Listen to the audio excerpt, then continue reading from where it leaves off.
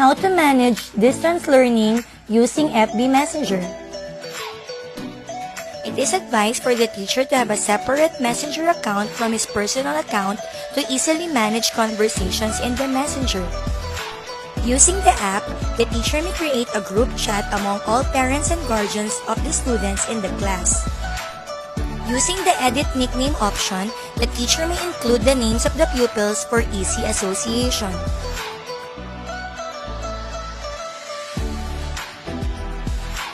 Teacher may send weekly plan of home activities so parents and guardians may also plan their schedule.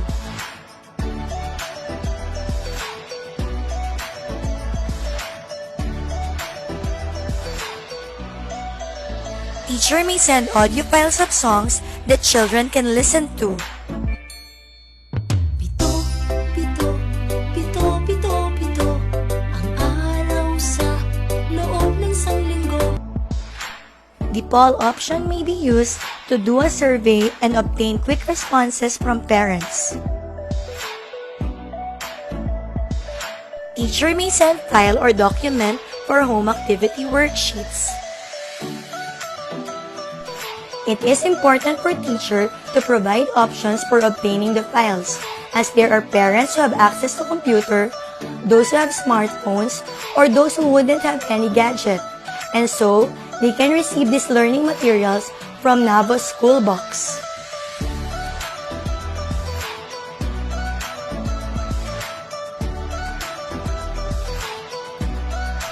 Parents may also send photos or videos of their home learning activities.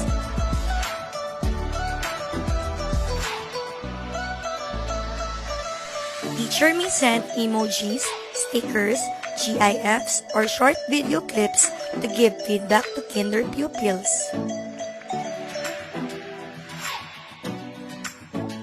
Ang tunog ng letrang M,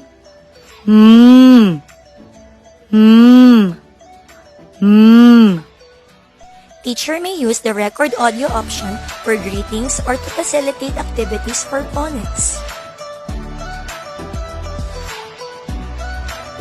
Napakinggan mo ba ang tunog ng letrang M? Ngayon naman, ikaw naman ang gagawa. Siguraduhin magkalapat ang iyong mga labi at gawin ang tunog na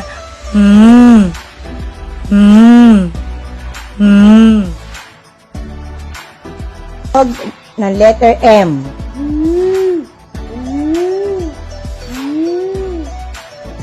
Send videos for giving instructions. Ngayon naman ay gagawa tayo ng gawain.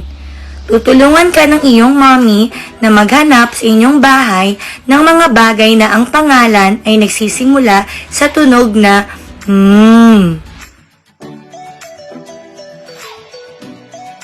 Tunog ng letter M.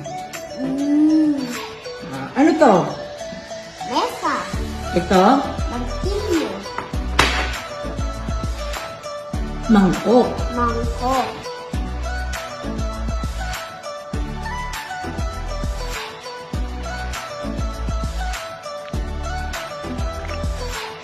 It is important to give creative and personalized feedback to our children. Mahusay! Dahil dyan, bibigyan ka ni teacher ng ang galing clap. Ang galing-galing mo! Teacher may also send a video clip of story reading. Kwento natin ngayon ay may pamagat na Ang Mabait na Kalabaw, kwento ni Virgilio S. Almario, at guhit naman ni Lisa Flores. Remember to give comprehension questions to process the story.